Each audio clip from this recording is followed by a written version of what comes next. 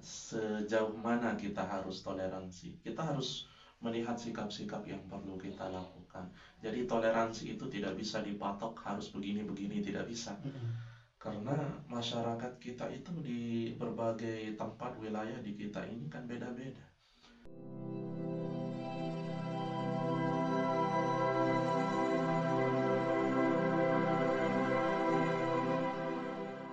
Oke, Ustaz. Oke.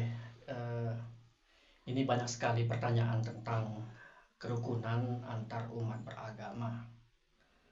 Nah, yang belum saya pahami dan banyak juga dari saudara-saudara kita yang belum paham, umat yang rukun itu seperti apa? Nah, di sana kan dibahas, banyak orang membahas tentang kerukunan umat beragama, baik di buku maupun di media sosial. Tapi yang dikatakan umat yang rukun itu seperti apa? Nah, mohon dijelaskan. Nah, jadi terkait mengenai kerukunan umat beragama, jadi apa sih yang dikatakan rukun? Nah, jadi kalau kita merujuk dari kalimat rukun itu adalah saling toleransi, Hmm. yang dimana toleransinya itu tidak menimbulkan perpecahan atau tidak menimbulkan kegaduhan Kegaduhan. antara umat tersebut. Nah, jadi kenapa perlu kita wujudkan namanya umat beragama? Kerukunan. Ya, kerukunan umat beragama itu karena sesungguhnya kita itu memiliki pandangan Hmm. atau kita memiliki keyakinan yang berbeda. Hmm. Sehingga karena keyakinan kita beda, rentan untuk kita itu saling Saling menyalahkan. iya, saling menyalahkan dan lain sebagainya. Itu pasti rentan. Nah, makanya salah satu cara kita itu untuk mewujudkan yang namanya kerukunan antar umat beragama itu adalah dengan adanya toleransi. Hmm. Toleransi itu tidak harus dari semua sisi, tapi toleransi itu harus diwujudkan dari segi-segi yang perlu ditoleransi. Nah, contohnya misalnya masalah akidah. Hmm. Akidah itu tidak mungkin bisa kita satukan kan? Iya. Karena keyakinan kita itu Keyakinan. sudah beda. Tuhan kita saja sudah beda. Nah, itu tidak bisa disatukan. Jadi toleransi itu adalah dalam wujud atau bentuk sesuatu yang bisa kita satukan pandangan kita. Nah, jadi kita tidak bisa memaksa mereka itu percaya dengan tauhid kita, itu tidak bisa. Maka tidak akan terwujud kerukunan umat beragama itu. Kerukunan itu hanya terwujud ketika kita saling toleransi terhadap kepercayaan kita. Nah, kemudian kita satukan sesuatu yang bisa disatukan, yaitu jangan kita satukan misalnya masalah ketuhanan dan lain sebagainya, maka itu pasti akan kontradiksi, Hmm. tidak akan sejalan kita. Jadi kerukunan itu hanya bisa dari segi beberapa sisi saja yang tidak menyangkut masalah ketuhanan yang tadi. Jadi bisa kita katakan bahwa salah satu faktor yang menyebabkan umat itu tidak rukun itu berasal dari ya membela identitas agamaku. Ini yang benar menurutku ya. Jadi kecenderungan untuk apa ya, ingin melihat orang seperti kita begitu ya. Kalau adanya toleransi kan di sana mungkin berlaku tentang lakum dinukum waliyatin mungkin Iya. Ustaz ya. Tapi banyak yang belum paham toleransi itu seperti apa sih sebenarnya. Apakah sama dengan saling menghargai atau bagaimana itu Ustaz? Nah, jadi toleransi itu sebenarnya luas. Hmm. Jadi kalau kita mengatakan apakah sama dengan saling menghargai, ya tentunya saling menghargai itu termasuk juga dalam Oh toleransi. iya. Jadi makna toleransi itu adalah luas sekali. Nah, tidak bisa kita artikan toleransi itu hanya pada saling menghargai saja, tidak lebih luas daripada itu. Nah, makanya toleransi itu sebenarnya relatif, tergantung apa yang dibutuhkan daripada saudara kita Hmm. yang sebangsa lah, Ya. sekalipun tidak seagama, apa yang dibutuhkan oleh mereka. Sejauh mana kita harus toleransi? Kita harus melihat sikap-sikap yang perlu kita lakukan. Jadi toleransi itu tidak bisa dipatok harus begini-begini, tidak bisa. Karena masyarakat kita itu di berbagai tempat wilayah di kita ini kan beda-beda. Kita terutama di Indonesia ini kan ada 6 agama yang disetujui oleh pemerintah, oleh Ya. undang-undang itu kan. Nah jadi beda-beda, tidak bisa kita bersikap misalnya ke saudara kita misalnya yang Kristen, saudara sebangsa kita yang Kristen, kita bersikap begini, kita samakan dengan yang Buddha atau yang Hindu dan lain sebagainya, itu tidak bisa. Jadi toleransi itu relatif, tergantung apa yang mereka butuhkan. Nah, intinya batas daripada toleransi itu adalah tidak menyangkut masalah akidah atau keyakinan, seperti itu. Iya, jadi bisa kita katakan toleransi itu memberikan ruang terhadap apa yang mereka butuhkan. Bukan berarti kita akan ikut seperti mereka, bukan ya, tapi memberikan ruang. Misalnya kalau contoh yang tidak toleransi ini, saudara kita yang lain Natal, kita melarang, itu kan tidak toleransi. Tapi toleransi itu mungkin dengan dalam artian kita memberikan kesempatan buat mereka, saling memberi kesempatan, itu intinya. Kita lebaran juga tidak saling mengganggu, itu mungkin ya Ustaz ya. Seperti itu. Iya.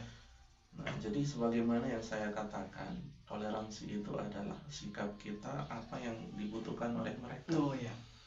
Contohnya ketika kita itu lebaran, ada yang menjaga dari mereka, Iya. ada yang mengucapkan dan lain sebagainya.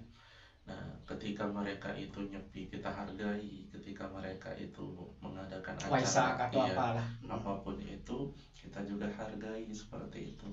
Saling menghargai. Nah, itu juga termasuk di dalam toleransi.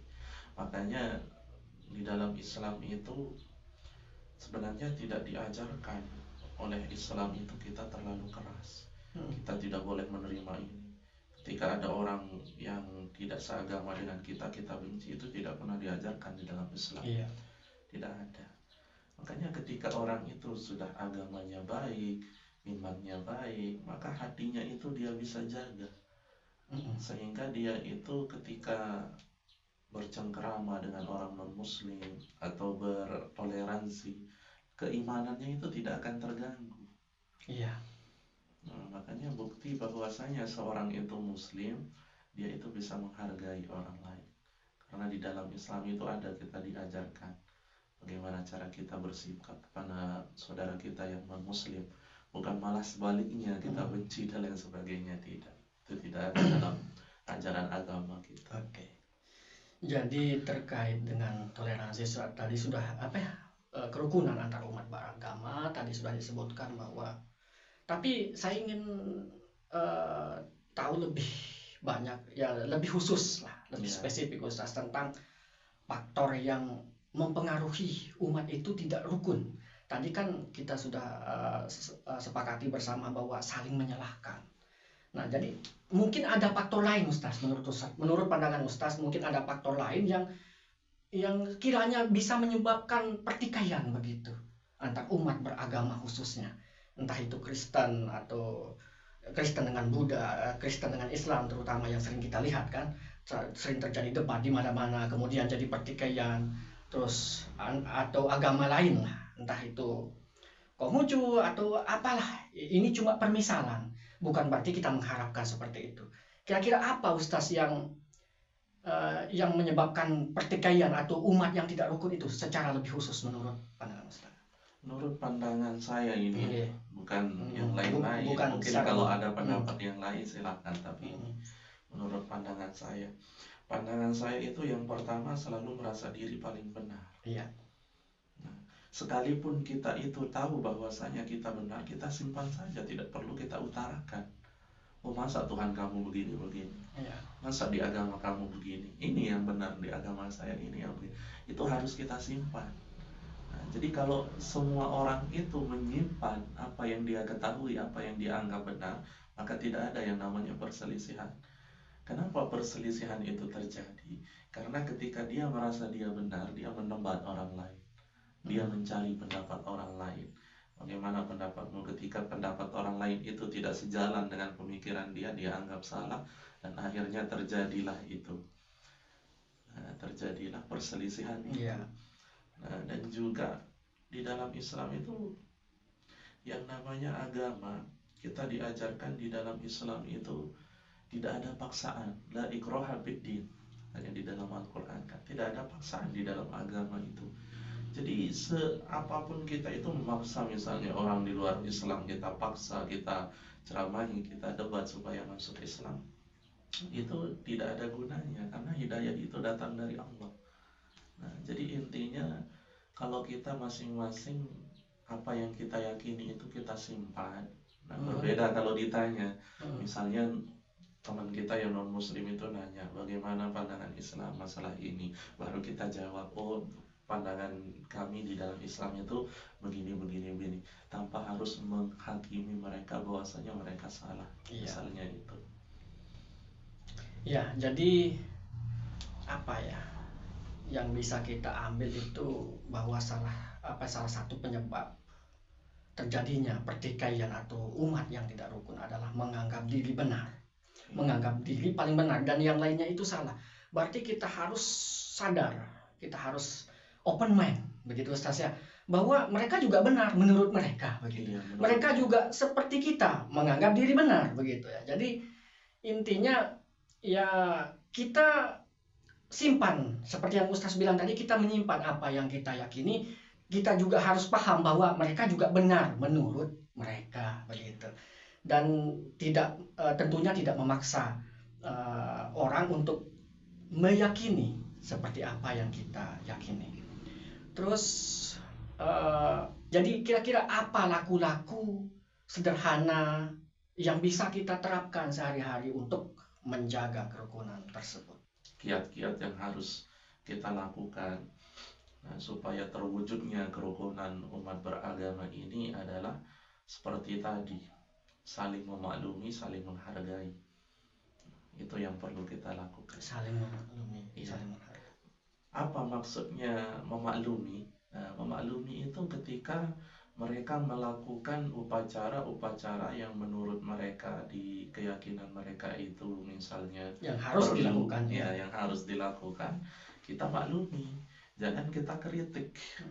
Jangan kita kritik. Biasanya kalau kita melihat, masa mereka itu meninggal dunia dibakar, misal contoh kecilnya ini, kremasi misalnya, misalnya, itu tidak boleh kita komen seperti itu. Jadi kita harus maklumi karena itu keyakinan mereka. Itulah yang benar menurut mereka. Iya, menurut mereka. Jangankan seperti itu, dulu saja ada kan penyembah api, penyembah matahari dan lain sebagainya. Nah, jadi kita harus memaklumi dan menghargai karena yang namanya negara kita ini, kita tidak hidup di negara muslim. Dan seandainya juga kita hidup di negara muslim, seandainya Nabi juga begitu dulu di Madinah, Nabi itu selalu menghargai orang yang non muslim. Jadi di Madinah itu bukan hidup semuanya muslim, tidak. Ada juga yang non muslim tapi dihargai sama Nabi. Itu yang dicontohkan.